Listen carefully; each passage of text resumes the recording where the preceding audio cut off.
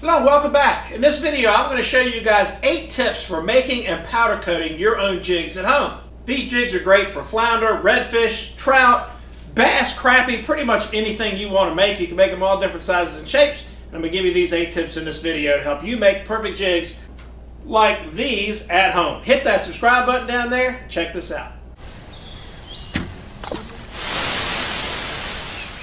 Now you can make way better jigs at home than you can buy in the tackle shop. We get all of our supplies from Barlow's Tackle. I'll put a link to their website down in the description below. Great place to save money on all your jig and lure making supplies. Now in this video we're going to be focusing on the round head ball jigs that we use for offshore fishing and inshore fishing for flounder, redfish, trout, things like that in a couple different colors. And these tips are going to help you make your jigs better and longer lasting than anything you can buy in the stores. So let's get started. Tip number 1 is going to be in a couple of different parts, but that first tip is get your lead hot.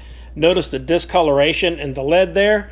That lets you know that that lead is good and hot and it's going to pour really nice and smooth. A lead pot melter like this really makes pouring jigs a whole lot easier. Tip 1, part 2. Before you get to pouring, you need to get your mold hot. So the best way to do that is to go ahead and pour each cavity full of hot lead. Just get them poured full.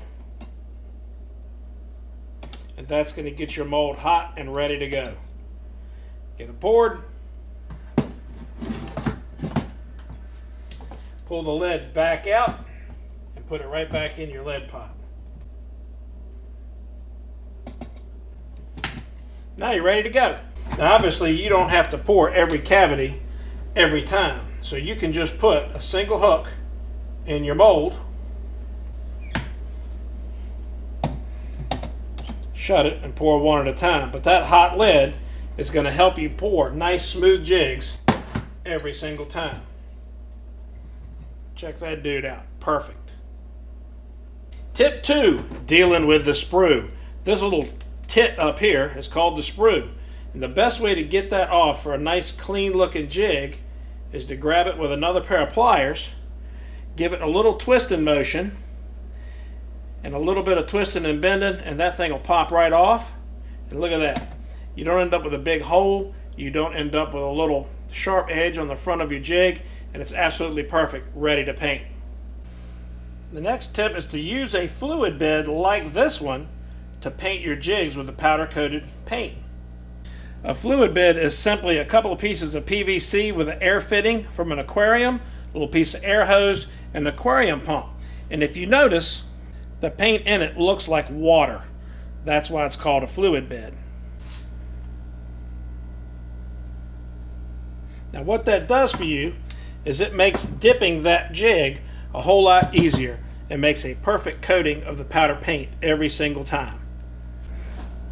Then you can just hang it up on your rack to get ready for the next process. Fluid beds like this one are available at Barlow's Tackle, or you can make your own out of PVC that you can pick up at the store. The next tip is about the dip. Dip it quick. In and out, really fast, gives you just the right amount of powder, and it keeps the powder coat from actually dripping in your oven when you go to cook them. That's how you're going to set the paint, is by cooking it. If it comes out a little powdery like this, it's just because it was a little cool, and that's still going to be just fine. If it bothers you, you can give it another quick dip, pick up a little bit more of that powder paint, and you'll see when it bakes, it's going to come out just as shiny as all the rest of them. So a quick dip will give you just the right amount of powder without overdoing it. This tip is equally important for anything you're going to do while you're pouring your own jigs. On the bottom of these lead pots is the little lead outlet. This thing can get plugged up sometimes, so when it does, you need to clean it out. You can just take an old fish hook, get up in there and clean that dude out a little bit, and that's going to keep your lead flowing quickly, which is going to give you a good smooth pour every time. So keep that lead outlet clean. Tip 6, after a quick dip, go ahead and take a paintbrush and sprinkle on a second color. We are duplicating the pink shine color of the Berkeley gulps that we use for flounder offshore, and redfish like this too.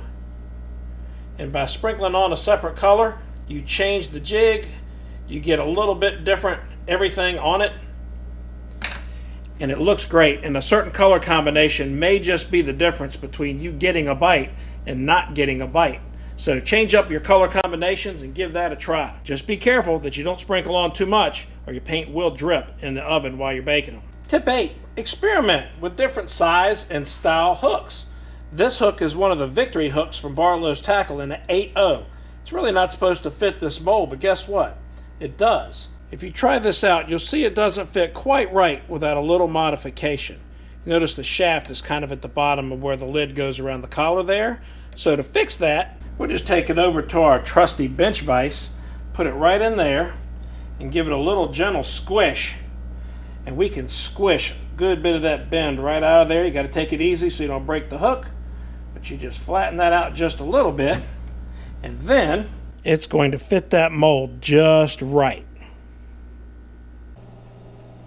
Now it's early March here in Virginia, so one thing I'll tell you, this is really a great thing to do on a day like today. Now once you've got them all painted up, carefully slide them into your toaster oven. I say carefully because some of them are probably still hot, and if that paint's liquid, they will stick together. So you got to make sure you get them in the oven without them touching if they're still hot. And then also, make sure they're not touching each other in the oven. And then bake them at 325 for 30 minutes. This toaster oven does 15-minute cycles, so we're going to have to run it till it dings and then run another 15 minutes. Now while those jigs are cooking, let me show you something with these that I've already done that are totally cooled off. These were done actually yesterday. Check this out.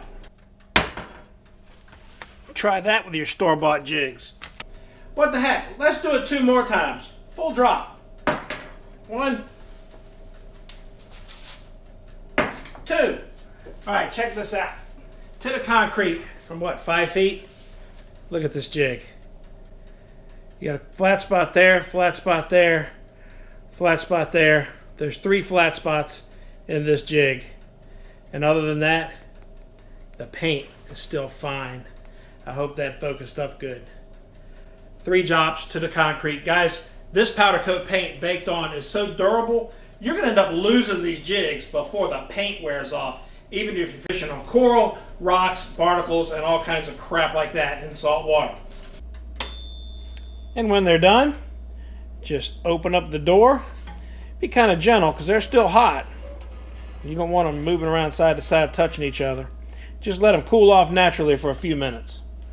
So there's your 8 tips on making and powder coat painting your jigs. Guys, this is going to save you hundreds of dollars a year, even after investing in a melter, old used toaster oven from a yard sale, fluid bed, just basically stuff like that. A little bit of investment's going to save you hundreds of dollars a year, and this stuff ain't bread, man. It don't go bad. You buy it one time, and it's going to last the rest of your life.